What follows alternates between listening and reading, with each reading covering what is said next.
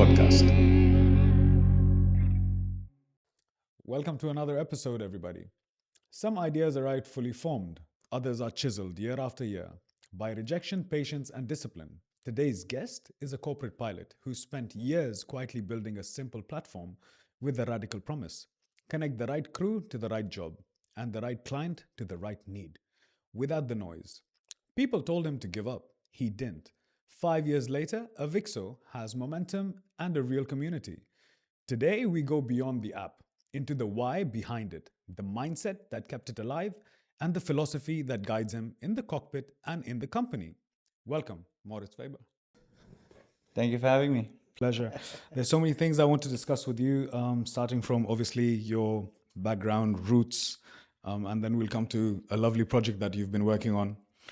And yeah, so you want to talk us through what was childhood like? Was aviation always sort of part of when you were growing up? Was it part of your surroundings? Was there some family influence? How was it? Yeah, so I grew up in South Africa, Right. in a town called Pretoria, and my parents both had PPLs. So from a young age, I started flying with them, and that's basically where aviation started for me. And so, okay, so naturally, because both of your parents were pilots, did you go on to after school? Did you study? What was like? I went straight. bachelor's? So I did. I was a professional cyclist for 2 years. I fell, broke my elbow, and then I had to choose. I was going to ask you because the scar. Yes, I was Yes. going to ask you. Yeah. So, that looked So like basically, I fell, couldn't cycle for 2 years, well, basically a year. And then I had to decide, what am I going to do? Am I going to be a cyclist or am I going to be a pilot? And I decided to become a pilot. and that was so you became a pilot really young. How old were you? Yeah, 20. 20. Say 20 years old. And you've been already flying for 16 years. Yes. 16 years now. What was it that made you sort of love flying? Or yes, naturally, I like to call it like the download period when we're young. So monkey see, monkey do. We see what's around us, and you sort of transition into it. So what aspect of flying was it? Was it the machine? Was it the glamour? What was it? No, I think for me, it was the first moment where I decided I will become a pilot was when we lined up on the runway and it's just this massive piece of tar in front of me. And yeah, I decided, well, this is amazing. And I wanted to like replicate that feeling over and over. And then I remember every time we flew and I looked down, I used to look at all these swimming pools. I don't know, swimming pools fascinated me. Looking at the people swimming, I'm like, this is cool. And yeah, wanted to experience that the whole time. What age did you became a pilot at 20? So when you Yeah. were training, Yeah. so how long was that? Do you want to talk us through the process? How long Training- does it take to get a PPL or a It commercial depends pilot's on license? money, huh? Sure, okay. Interesting, yes. So it depends how quickly you write your exams, okay? And after that, you can finish your flying hours within a month. But it's usually the exams that's taking you the longest. So I would say roughly you can give yourself a year for your PPL, then a year for COM. So let's say 2 years. But if you are very dedicated, you can finish in a year your COM. Flying hours, how long do you have to sort of fly before you... 45 hours minimum for PPL and 200 hours minimum to get a commercial.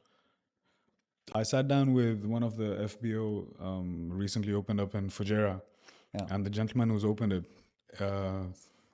Mishal, he has a CPL. So I didn't know that it takes... Minimum 200 hours.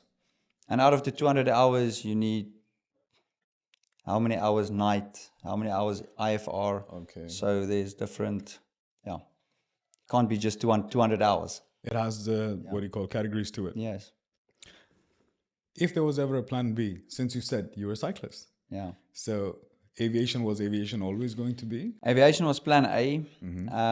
But because I already had a professional contract in cycling, I decided let me do that for a while and then I'll become a pilot. And I guess breaking my elbow just sped up the whole process. Fair enough. Yeah.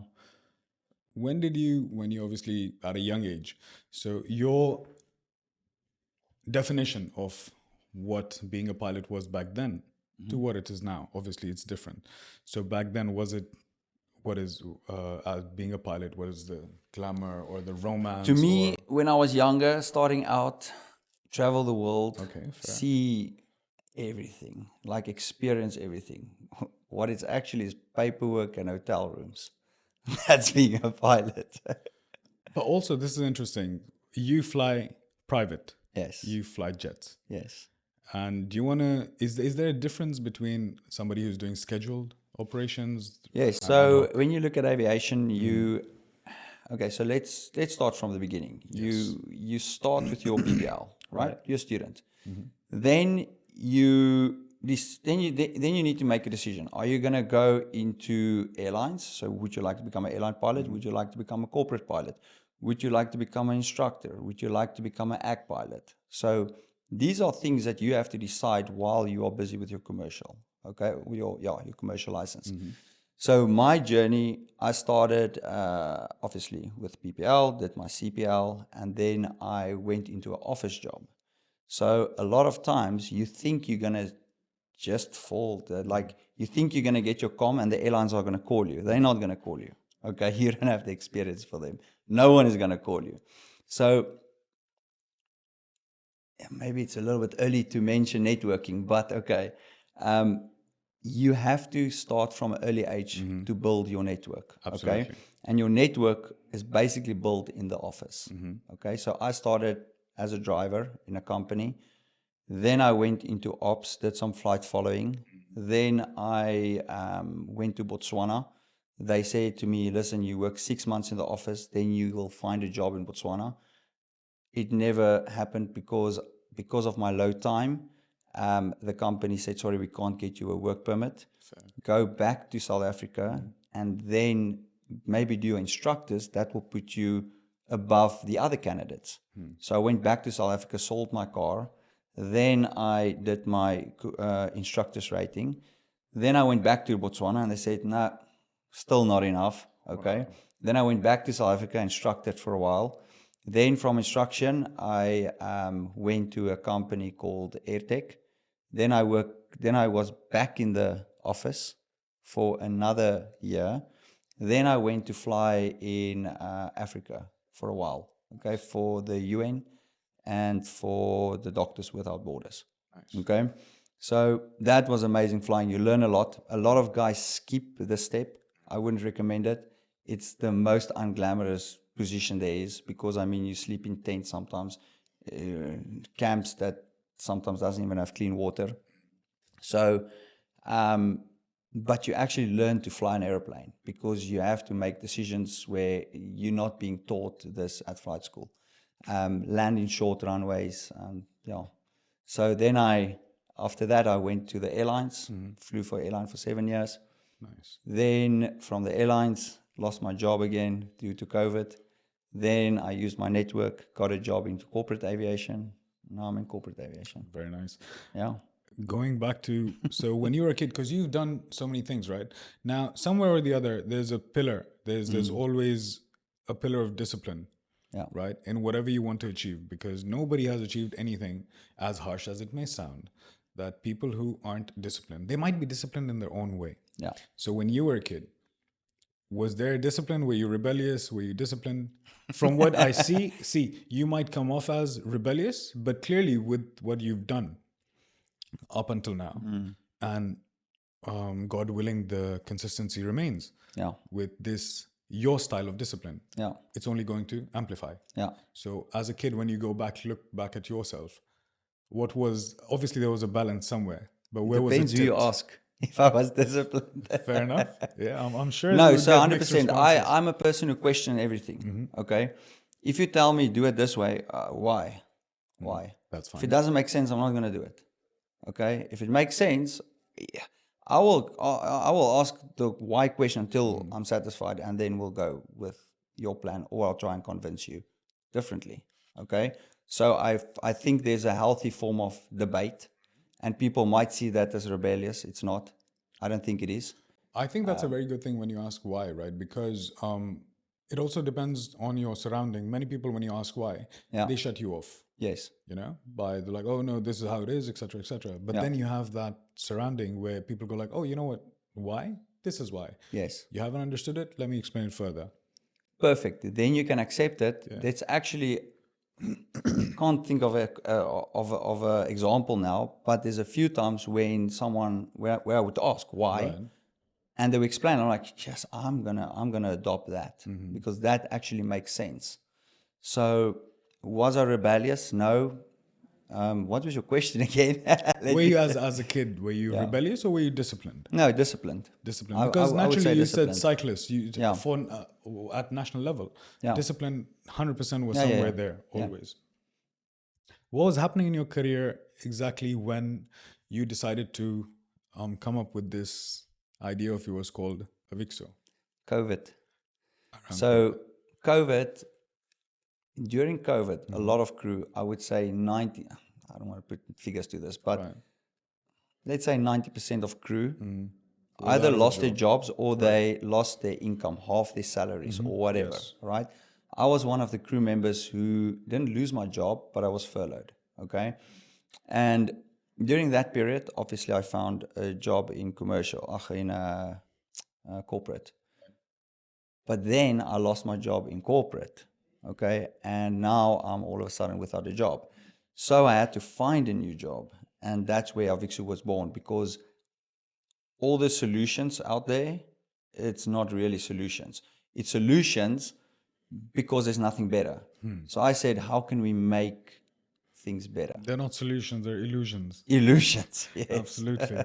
So what was that thing? Obviously, because now you're out of a job. A lot of colleagues, friends around you, they're out of jobs. Connections, they're out of jobs. What was that moment when you were like, okay, fine, you know what? I see that there's a gap. There's nothing connecting the bridge. I have to do something. I'll build it myself. When was that? Just during COVID? Yeah, during COVID, and I was searching actually for the solution because in my mind, there's Tinder matching people, okay? So dating sites. Right. Why isn't there something to match jobs? They say there's matching jobs. It doesn't work. Like it 100% doesn't work. So to me, yeah, that was when I decided I'm gonna do it. When you decided, obviously, you're like, okay, fine, you're going to make a platform. Yeah. What was one of the first things that you Googled up? Because you initially started... How to code. How to code. So how long was this an idea first in your mind? Because you naturally started spotting a gap in the Yeah. market. And you're like, okay, something needs to be done. A solution needs to be provided. So how long did that live for? And then when you're like, okay, I need to implement it. So naturally you do research. And Yeah. research's best friend is Google. Yes. So for us, obviously now, thanks to technology. First thing I Googled is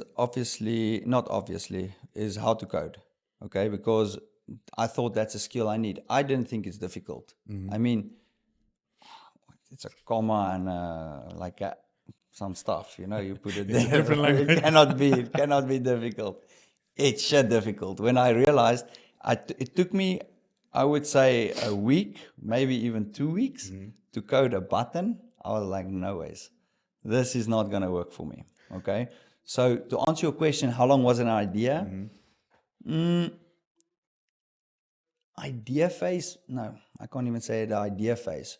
From the initial thought till development started, a year. A year. Okay, so I did everything, let's call it on a piece of napkin, on paper, figuring out how to build a business. I did tons of Udemy courses, which is, by the way, amazing. Depends who you follow, and don't ask me names now because that is 4 years ago.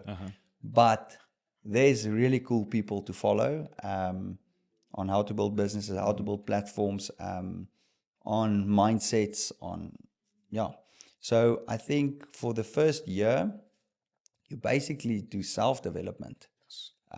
You cannot develop something like this in your old self, in your old ways of thinking. Yes. Yeah. So when you finally obviously came up with the idea, must have shared it with someone. What was their initial reaction? Because obviously what we know is that when you start an idea and when you put it forth, not necessarily there has to be a positive reaction. People, especially when this is tech related. Of course, you're bringing tech into aviation, which is nice. And it's already there now. Yeah. But back then, So when you put the idea forward, who did you put it forward to? Or you were like, I can share it with XYZ. And what was the initial reaction? Was it positive? Was it a bit 50-50? Yeah. How was it? No, it was with my dad. Right. And I think he thought, you're crazy. It's one of those ideas. Look, before COVID, I tried a lot of different businesses, okay? And they all failed, which is fine, okay? So I think he thought, okay, it's just one of those ideas again, that it's a good idea, but I don't think you have the skills. Maybe he didn't tell me that. I think he thought that. Fair. Yeah. So I think, it was my dad, and his initial reaction was, okay, do it. Once you sort of got that, let's say, you get positive reinforcement, you go like, okay, you know what, go ahead. Yeah. When did that become into a commitment? Because see, any idea cannot come to life without investment.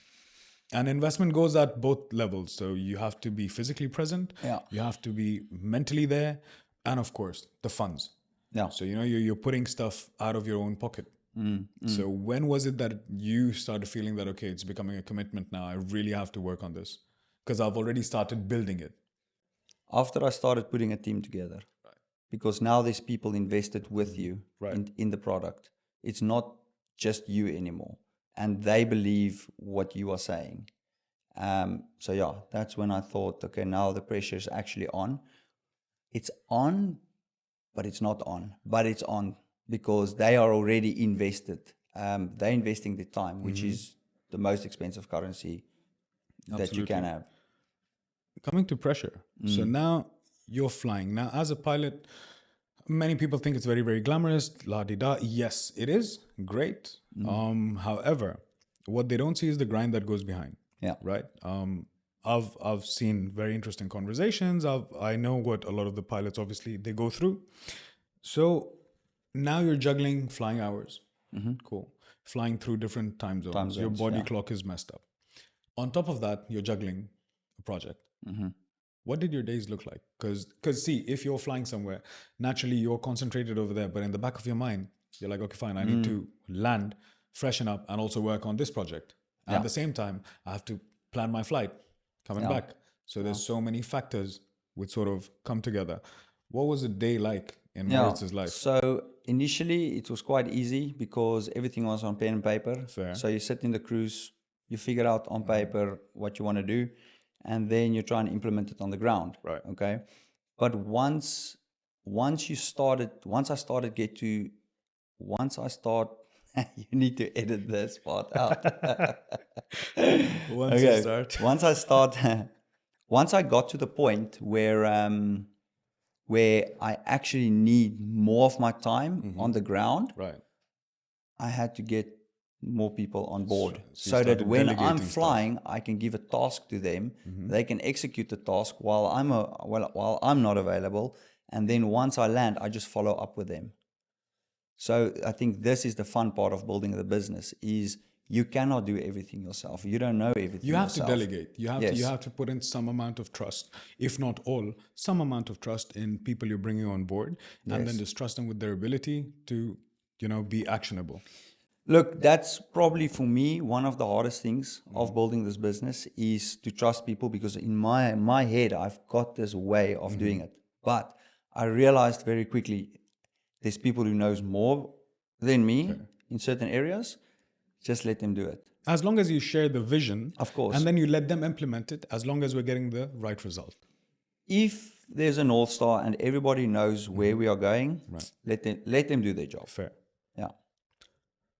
Something very interesting was, so now you're building everything. Everything's going out of your pocket. Cool. Yeah. So what broke first? Was it the sleep? Was it the bank? Was it the savings? Or was it mental peace? A bit of everything? Sleep went. Because before I started investing money in it, I invested time. And with the time, obviously you still have your full-time job and you have the side project at that time. So sleep went, and then all of a sudden, salaries are coming into play.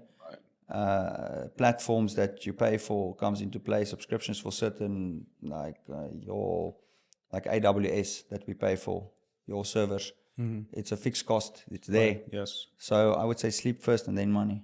Two things over here. So, for example, when you first started the project, now it took time to get traction. Yeah. What was the initial feeling then? And then naturally, because it's a new product, Yeah. you don't get that response. So, what was that maybe one moment, an email which you saw, you were like, there's this possibly. Now, the email obviously coming from the person is because they're thinking there's similar products in the market. One. Two, they haven't really looked into it and they possibly haven't understood it. Yeah. Did those initial responses sort of put you off a little bit, be like either, dishearten you to a certain degree, and it maybe drove you to sort of be like, okay, I need to iron out the creases, make it a bit better? So what was that? I think the hardest part for me was the first day that we launched. We had maybe 120 people signed up in the first 8 hours. Right. And 80 of them had complaints, which was tough because we don't test, you cannot test the platform in every single way. We can make assumptions how people would use a platform, Right. but the way they use it was unique. Like there was ways I'm like, what have you done here? But then, like for example, one pilot said to me, they get an error when they do this. And then I test it and there's nothing. I can't get this error. Like it's not there. Then I tell them, do it again. And then the error isn't there. I'm like, okay. So how did you get? So then I told them, screen record every single time you do this action. Screen record until you get the error again. Okay. Eventually, they got the error. They send me a screen recording. Now I'm like, shit, okay. So I do it on my side, cannot get it. Eventually we figured it out. They hit spacebar. So it was in the logbook, for example. They hit spacebar to go from one line to another, but only sometimes. So they will never hit spacebar and then there's no error. Interesting. And now they hit spacebar and now there's an error. So the system didn't recognize this spacebar as something. Fair. Well, okay. It was reading it as just another character. That can It was happen exactly, sometimes, yes. and then there was an error. So that was the hardest part, is figuring out how people use it, and then after that, it was to educate people on it. And I think we're still there, because we still get associated with other platforms that claims they do what we do. Right. So it's easy to say something, but prove it. Fair. And I feel that we ask quite a bit of your time, pilots especially, for the initial setup. But people don't fully complete their profiles because they don't understand the result that they're going to get from it. They don't understand what the system is capable of. So that's the one hard part, I think. What was one of the best feedbacks that you got which really helped? And going forward, you were like, okay, then there came a point that, this project is starting to feel real, because now it's gaining traction. Yes. So this initial stage happened, let's say, 3 years ago? Because when did you launch it? Yeah, that was I launched a year and a bit ago. Okay, a year and a bit 3 years ago, I started with beta testing. Right. Yeah. So then initial response was that it's whatever, not user friendly, etc., etc. So one of the best feelings you get is when, I would say about 6-7 months ago, there was a pilot, he phoned me. Right. He's like, listen, this company just phoned him. Do I know them? Okay. Because he doesn't know if it's a scam or not. Now. Right. And I'm like, no, you can trust this company. And he actually got the job. So now I'm like, okay, this platform is actually is working. Right. Why? Because I wasn't involved in that call it transaction or search at all. The pilot filled in his details. The company signed up. The company searched, connected with the crew. They got the job. So it works. And that's when I realized, okay, cool. We are actually on the right path. Is there space for improvement? Yes, there will always be. Because once we stop improving, we'll definitely get a competitor that will catch up with us. Absolutely. So I'll never say we are perfect, but we are definitely trying to be the best. That's a very good mindset. And that's absolutely a very good mindset, because the moment you say that, there's always room for improvement. Like, you understand that the world is moving fast, technology is moving fast. Unfortunately, it happened to one of the greatest companies that we know of. It happened to Nokia. Yeah. They did move, exactly. But it was already too late. They're still in the market. They're still in the market, but I think Kodak was the same. Kodak, exactly. Yeah. Yes. So they refused to move Exactly. from physical to digital. Correct. And unfortunately, And they died. Yep. Yeah. So when you initially started this lovely platform, this idea, and what did you picture it back then, obviously, and then now? And like you said, there's always room for improvement in the blueprint to sort of keep, adding on to it. So initially, this is not a funny story, but it's a funny story. I pitched it to the developers. They said, listen, 4 months. We build it, 4 months, done. 3 years later, we only launched. Okay. 4 years. Okay. 3 years later, we launched. So, just ask that question again. So when you initially began it, what did you picture it to envision. be? Yeah. And also adding to that, so what did you most underestimate in this project? So was it the tech, understanding of the tech? Was it the money? Was it the time that you would have to invest into it? Okay, so let's start with the first part of it, and that is The tech, no. or when it initially started? No, where I envisioned it. Yes. Okay. So I literally just envisioned that we have two parties. One is looking for a job, and one is looking for a crew member, and we are going to bring them together. That's it. Right. What I didn't realize is how difficult the filters will be to actually build, because there's logic. If you use this filter, cool, this logic is enabled, okay? But the second you add another filter, then this one must be switched off, but this one must still stay on. So I think that was, initially, I didn't think it's going to be that complicated, but we solved it, okay? Fair. So now we have this one platform now we have this part that is amazing. Then I realized, okay, people hire from people. Yes. So if you recommend someone to Avixoo, they most likely going to sign up. Fair. Why? Because they trust you. Okay. So I thought, okay, some companies ask me, listen, we want to use your platform, but we would rather want you to recommend crew to me.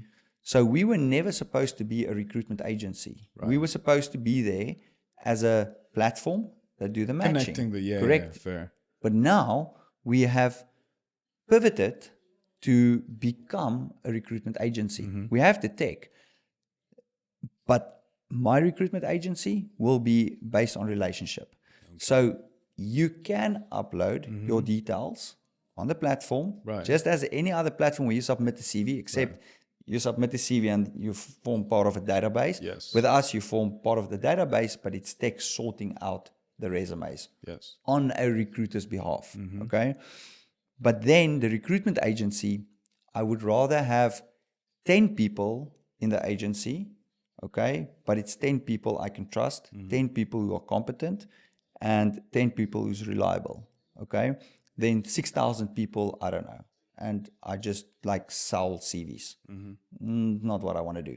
So, yeah, it definitely went into a direction I did not expect in terms of becoming an agency. Fair. And which was that part which you didn't sort of totally undermine and underestimated, that it's taking a lot of my time. It's taking a lot of my money.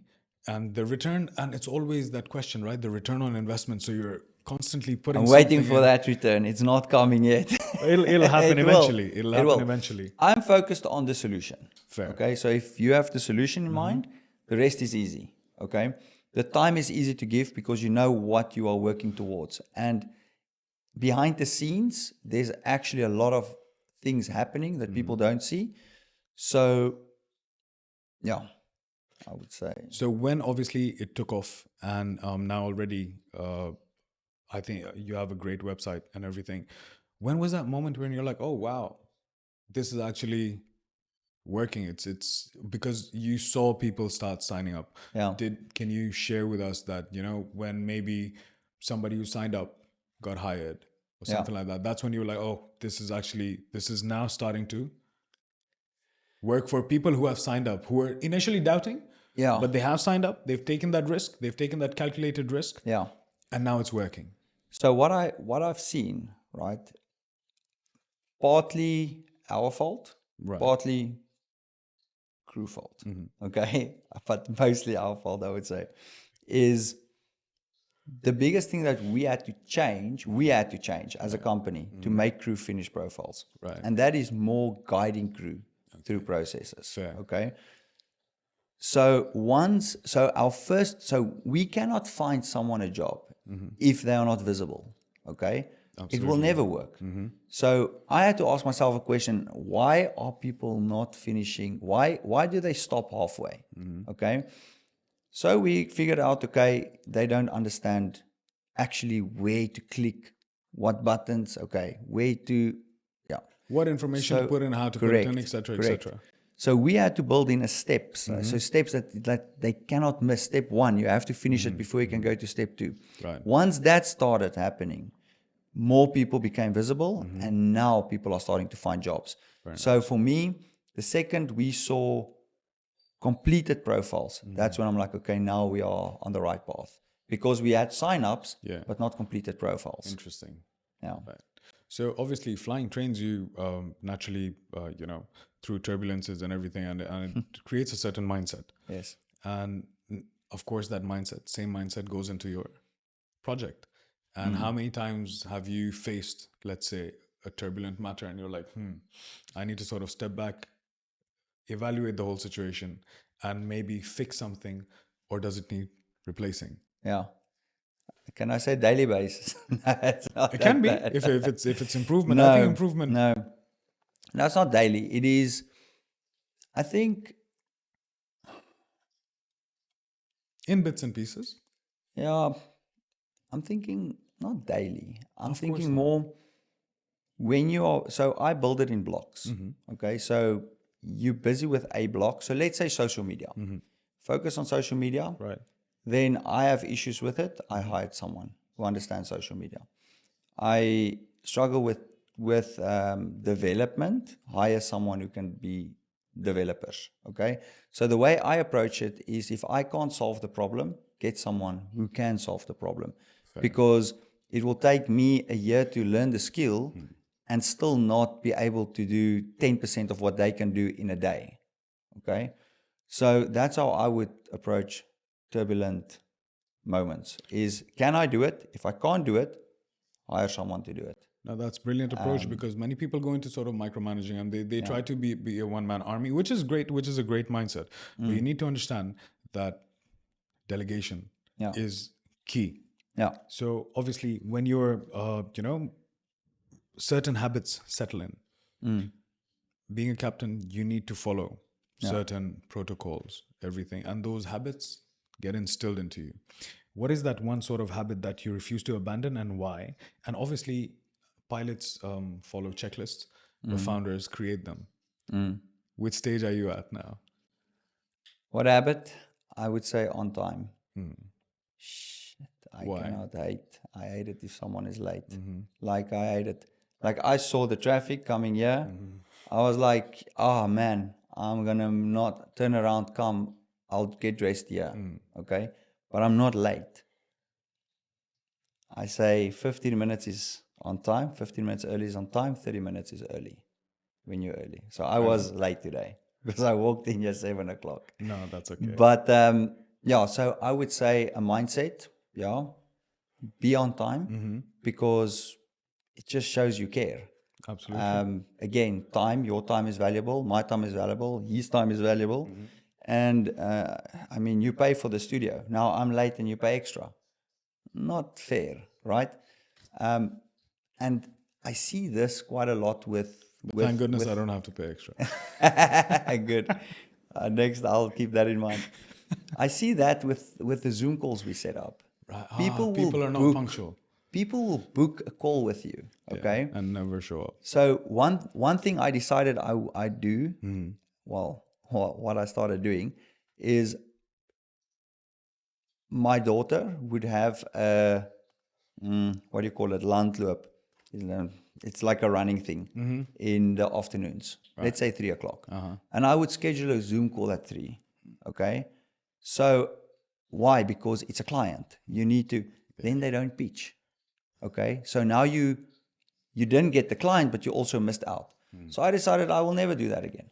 Like I've done it once, twice, 3 times. Now, if you want to book a call, it's not in daytime. Why? Because I'm not going to get Missing that time valuable back. time, yes, Okay, and you absolutely. can't trust these people. Why? Because people don't respect other people's time. Okay, and that's why I say, if you can have a mindset where you take other people's time into consideration, brilliant. That's what I would translate. No, into. absolutely. Yeah. When it comes to now, naturally, see, when you're flying and now with a business as well, how do you sort of gauge risk? Is it data Yeah. or is it just intuition? Because sometimes I totally understand that sometimes you have to rely on intuition and experience. Sometimes you have to rely on data because Data. your experience goes right out the window sometimes. So, Because we are building something that doesn't exist, okay, there's no data. fair. Okay. Yes, you can call it risk management. Okay. You can take calculated risks. Don't invest $1 million if you don't have a cent to your name. Don't go to the bank and take out loans. Use the money that you have. That's not going to affect your family. You're not going to lose your house. So be calculated with how you approach the problem. And Absolutely. then I think a lot of it is gut as well. I don't think if you have a small tolerance for risk, entrepreneurship isn't for you, because you do things that other people would be like, "Are you dumb? Yes. Like you are stupid. Why?" Well, you don't have to know why. It's just, and then it works. And like they ask a month, 2, 3, a year later, how? Yes. I spoke to a friend of mine the other day, and he was like, when I told him about Avixoo, when I flew with him, he was like, never. He told me in my face, never. You won't make it work. You found 2 jobs already through Avixoo. It worked. Is it the same person we met? Yes. Interesting. So, yeah. No, but see, this is obviously a very, very interesting point that the same people who sort of doubt you in the beginning, they go like, oh yeah, no. And then a few now years later, they're they go like, beneficiaries oh, wow. of the product. Yeah, absolutely.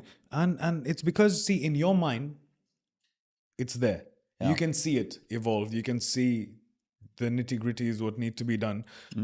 And the people who are doubting you, they themselves have actually never really done anything themselves. So they don't know what that risk-taking feels like. Another thing which you said, that you need to take that risk. So many people say that, oh, be a risk taker. Something very interesting in there is that it has to be a calculated risk. Like you said, regarding the money, you need to understand that you need to play around with what is feasible. Yes. Do not, bite more than you can chew. Yeah. So absolutely great points over there. Do you run on, this is very interesting, other than caffeine, do you run on Red Bull. faith, fear, or stubbornness? Faith, fear, or stubbornness? All of them. Fair enough. Yeah. It is. I It is. think It there's has a to be time a and mix. place for all of them. I mean, yeah. If there's no way out of something, faith is sometimes the only way, right? Stubbornness is just, I would say, the ability not to give up, or you just don't give up. It's like I would like someone to tells call it you. headstrong instead Headstrong. of stubbornness. Yeah, Okay. headstrong. Absolutely. Yeah. Yeah. What kind of leader are you, for example, for your, obviously, you're a captain, pilot. So when things, and I'm sure things go wrong, Yeah. what sort of captain are you in that situation? And how do you decide that, okay, this is my crew? Who gets the seat on the plane? I'll tell a story, and I hope she's not mad at me. She will definitely look at this video. So basically, a few weeks ago, we changed the platform. We moved a lot of our communications to a new platform. Okay. And I asked the one lady in our team to move some of our stuff over to this platform. Right. Okay. I don't know what she did. She crashed our whole system. Did you ever fire anybody? No. Oh, well, not her. So, but everything is offline. It's on a Friday afternoon. Developers gone home. Everything is offline. Okay. And she phones me, and she's basically in tears. Okay. And I laughed. I'm like, come on, it's not that bad, okay? The people Even though can't it find is. it is. It's Okay. hectic. But you have to downplay the situation, Of course. handle it. Of Okay, course. fair. No, look at it, okay? What's the worst that can happen now? You can't connect. I mean, this is a stupid world we live in. Something is offline for a day and your world falls apart, okay? This thing didn't even exist 2 years ago, okay? So now it's this issue. It's not an issue. You people just can't find a job for 2 days, call it, yeah. until we fix it. Fair. Okay, there's people with cancer. That's a problem. Yes. Okay, those are issues. There's people who's got news that they're gonna die in 3 days. That's a problem. If you go into if you have a mindset of these, like, just be, what's the word? Like, be logical about it. I think okay? there's various factors to that reaction, because maybe because they have that responsibility, they feel that, because they've sort of messed up, there's a hiccup, it might affect, and then it might cost them their job due to liabilities. It's a psychological thing. No, but that's the responsibility of the leader, or the manager, I would say. But I think leadership starts from the top. Now, if I was going to fire her, let's say I really made a big thing out of this, she will be too scared to do anything in the company. Yes. And I lost basically a skillful employee. I lost the skill because they too scared to implement. So, to get back to your question, the type of leader I am, let's analyze it, okay? We fix it. If it happens again, let's ask the question why. Because then there's a process that's not correct, or we need to give training or whatever. That honest mistake, new platform, understood something that misunderstood something, easy. Rational. Happen. Yeah. Fair enough. And spoke to developers, yes, we can fix it. Next day, app was back up and running. Okay. Yeah. So I think. So very rational leader. So you understand. So for example, when people, obviously, they tell you when it was still in the beginning, people must have said, because it's not happening, traction's not happening, so why don't you sort of shelve the project? And naturally, motivation doesn't happen every day, right? No. So I believe that motivation is something that you cannot rely on. It's more discipline that you have to rely on. Motivation gets you going. Yes. But discipline keeps you going. Absolutely. Yeah. So naturally, coming to the project, there must be some days when you're not seeing anything happen and you're like, how do we go about it? 80% of the days, it's like, okay, what needs to change? Well, nothing. We rely Was a it lot. awareness initially? Awareness. There we go. So the thing is, we haven't even started marketing. Like, I think I've spent maybe $100 on marketing. Why? Because let's say I have 1 million users in the first month, I'll lose 1 million users in the second month because our systems, our processes can't handle that. Okay. Now we are steadily growing, listening to the feedback that we get, and we change what we need to change so that we can accommodate the future growth. Now, does it scare you that, for example, many times it happens that project picks up and then it could be any factor missing? It could be, your own input, that it becomes stagnated. Yeah. Does it, do you feel that you're like, no, I need to make sure that this project reaches somewhere? I've spent too much You've invested time and energy in this, too many sleepless nights. If I say sleepless nights, not I lied in my bed and I can't sleep. Sleepiness, sitting in front of the computer, right, trying to learn something, figure out something, building something. And again, it brings you back to people that invest their time in it. Imagine I tell them now after 5 years, sorry guys, don't believe in this anymore. What Can't do that. You mentioned something very So- interesting when we were speaking, about job creation. So I think that's also been somewhere in the back of your mind where you feel Yes. like, what, I think I can add value to everybody around, especially in my circle, by creating opportunity. Yes. Because many people say, you need to find opportunity. I believe that opportunity sometimes has to be created. Yeah. You have to create a situation for things to happen. So this is a funny part as well. Okay, everybody wants a job until you want to give them a job, and then they're like, okay, actually not what I'm looking for. So my approach with this is, someone comes to me, I want a job. Okay, what can you do? I can do this. Show me. No, but pay me. Show me. Okay.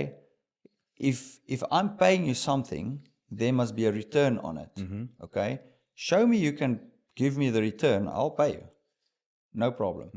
But all of a sudden, people are more invested in themselves, because, okay, you have to pay me now for my time. Yes, I agree. But do you know we are a startup? And do you believe in the vision? Okay. Yes, show me. Then we can talk. It's a give and take. It's a give and take. Absolutely. Yeah. And obviously, when you come across people, naturally, since the beginning now, being a professional cyclist, going on to be a pilot, and then all of these are, somewhere it's teamwork, somewhere you're leading the team, somewhere you are the team yourself. Do you feel that you've seen people change or evolve?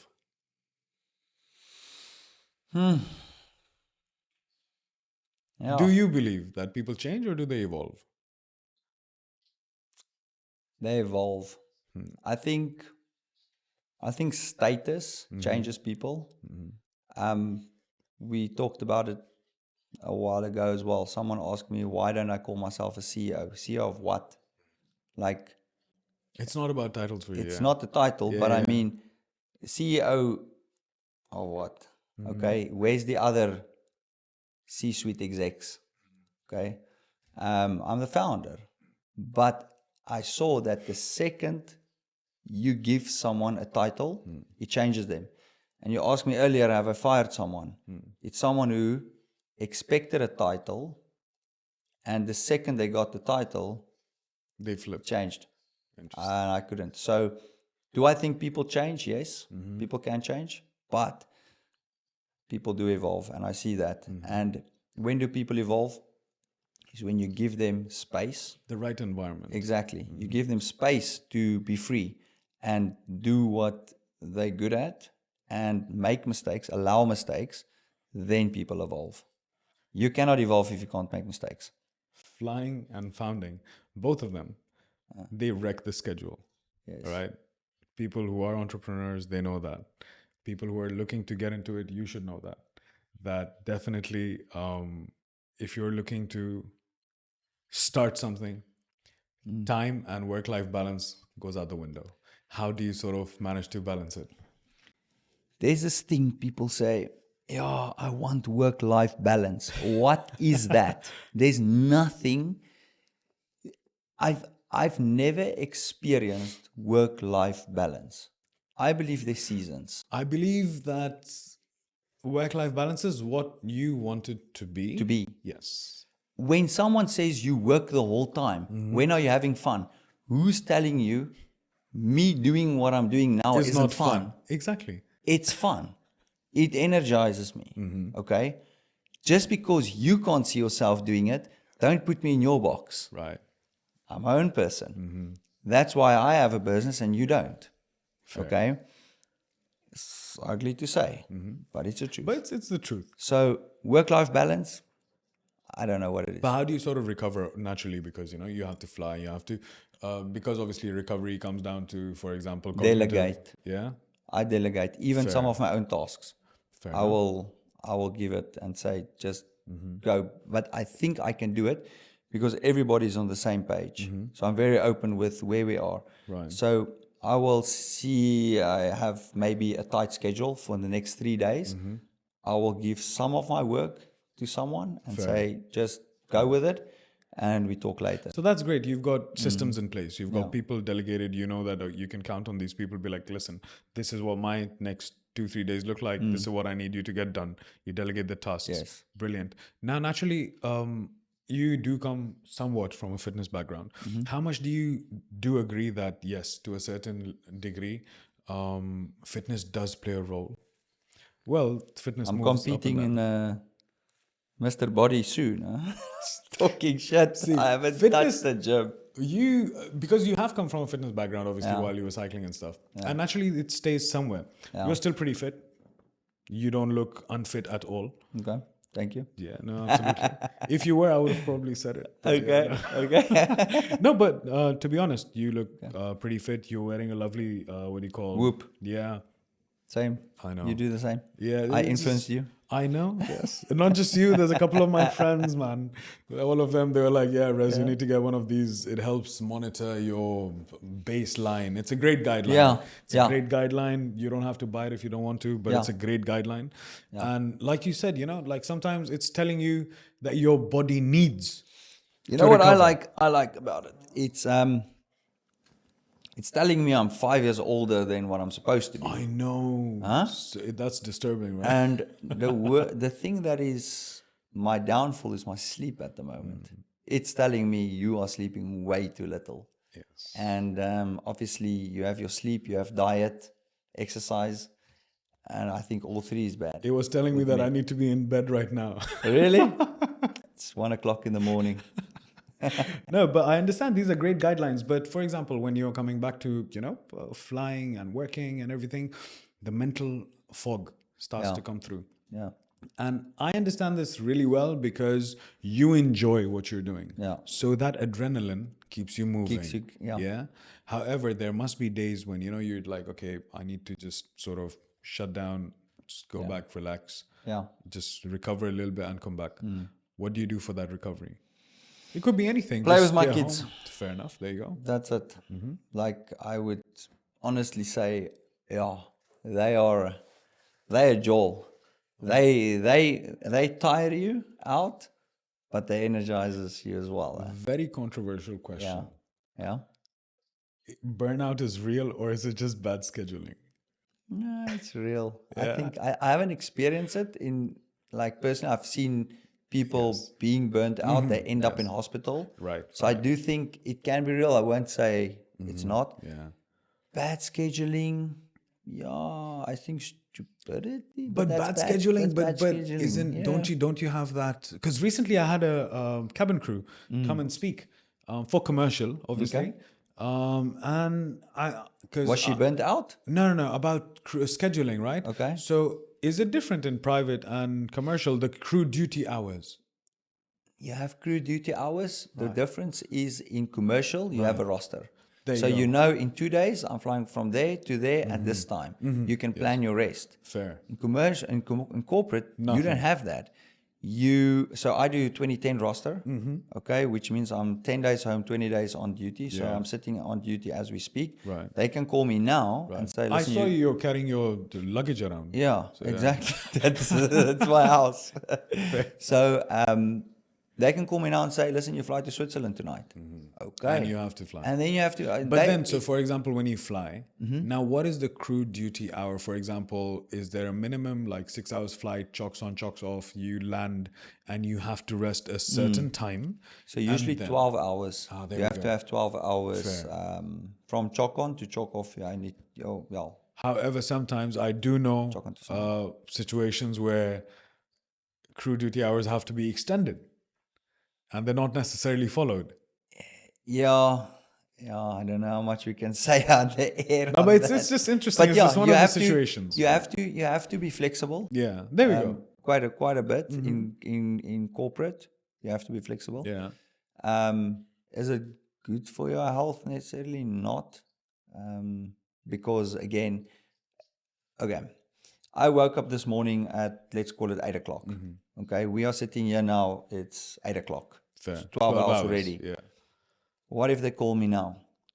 Then I have to go and fly. Right. So right, I'm 100% in crew and duty on paper, right. but am I? Fair enough. You see, because now if I do another 12-hour duty on top of that, that's 24 hours awake. Yes. By the time I land in Europe, that's it. You're 24 hours awake. On paper, you are in. In reality, practicality, you are no. fatigued. Absolutely. So, and then they give you a 12-hour rest. Okay. And then you come back. Now you have time zone differences again. Yes. So body circadian rhythm, it's all over the Yes. place. Wow, my goodness.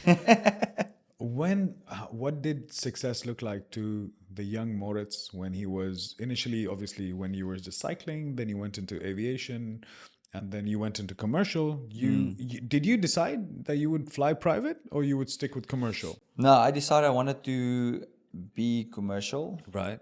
fly in airlines, preferably in South Africa. But as you grow up, your aspirations change. Absolutely. Okay. The young Mauritz didn't know he will have kids at the age that I had kids. With that, a lot of The things dynamic change. changes, yes. Yes, Understanding dynamic of life itself sort of takes a shift. Yeah.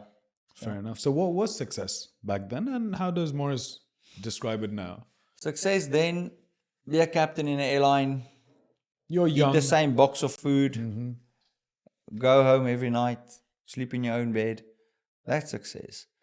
Success now will be making a difference in people's lives.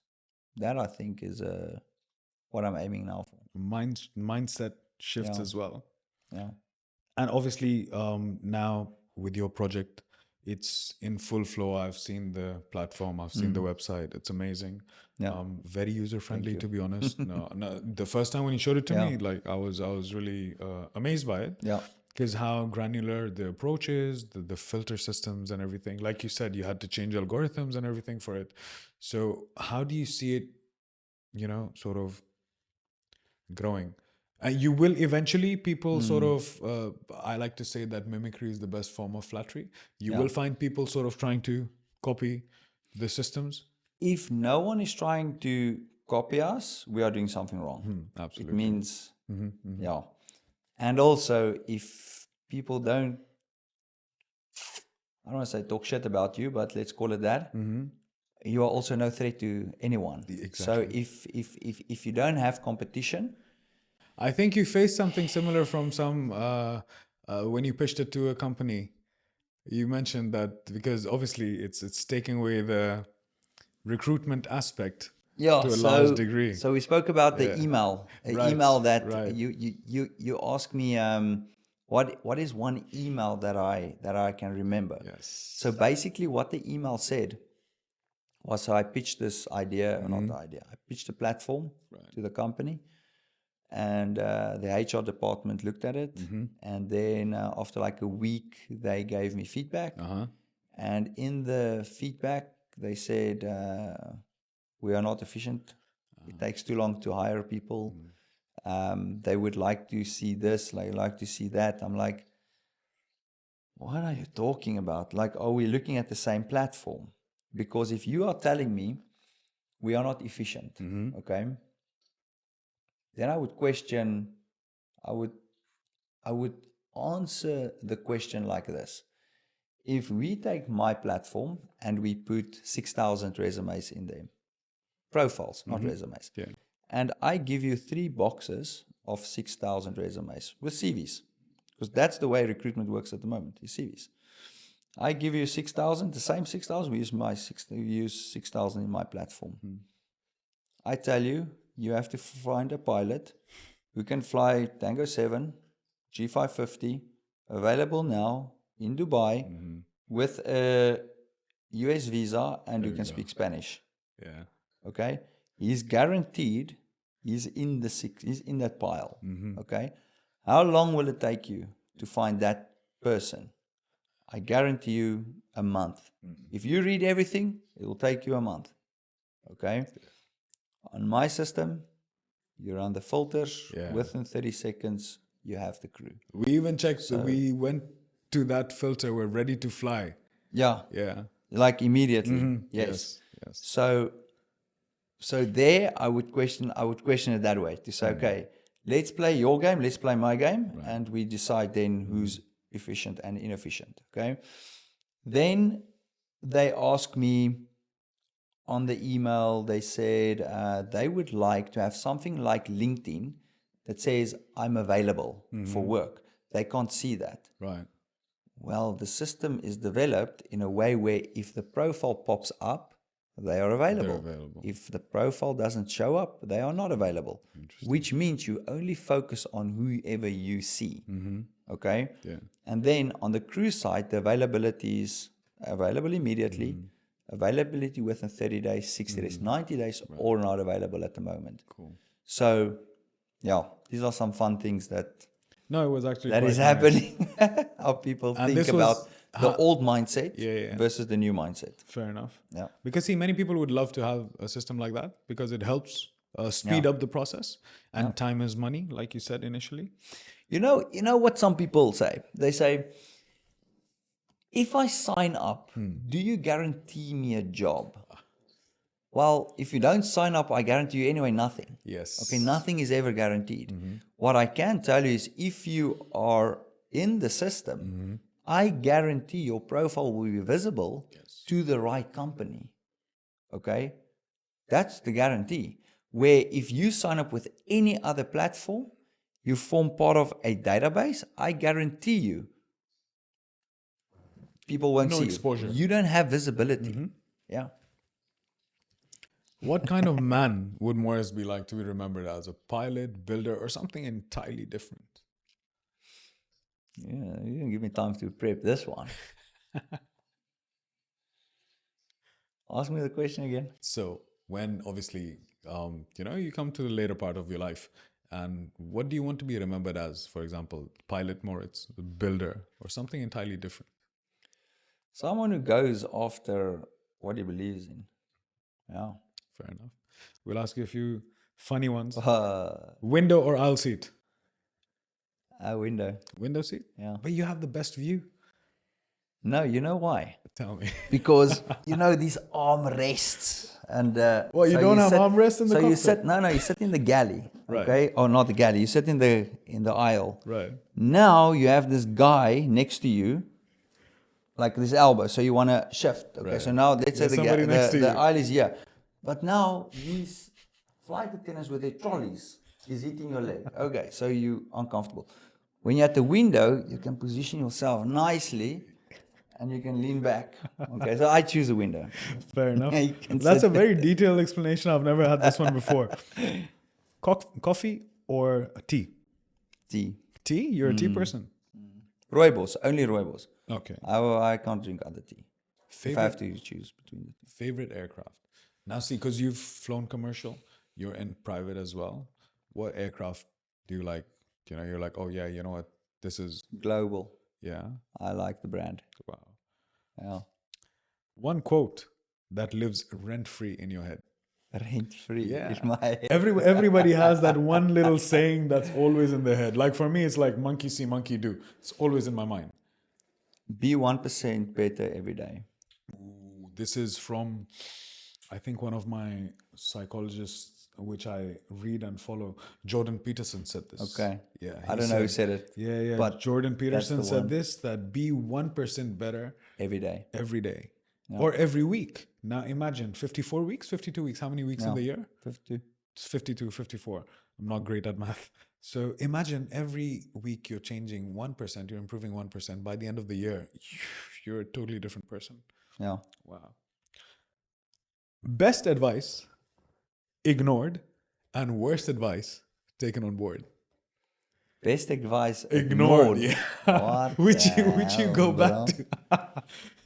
That I You go- ignored. Yeah, you go like you received amazing advice from X person, but you never took it on board, and then you reflected back. You're like, yeah, that's something that I could have, taken on board.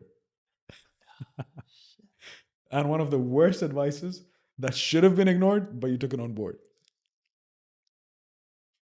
Could be in life, could be No, in I'm anything. thinking about this one. Let me answer this one this way.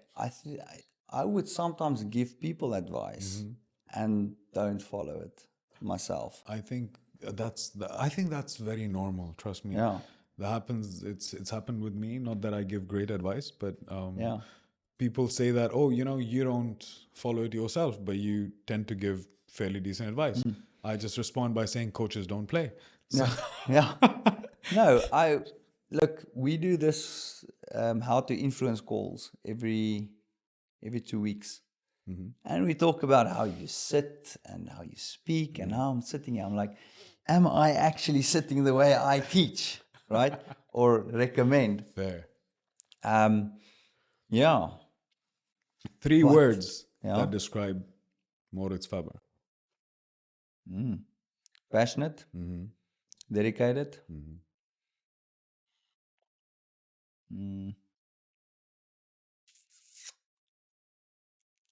honest. Very nice. I think so. At that note, Morris, thank you so much Thank for you. attending today. Thank you. It's a pleasure. I'm looking forward to many more episodes with you. But for today, that's all. Thank you. Perfect. Thanks for Appreciate having me. How's that? Pleasure. Thank you so much, Moritz. What I'm taking from him today is that simplicity isn't simple, it's a discipline.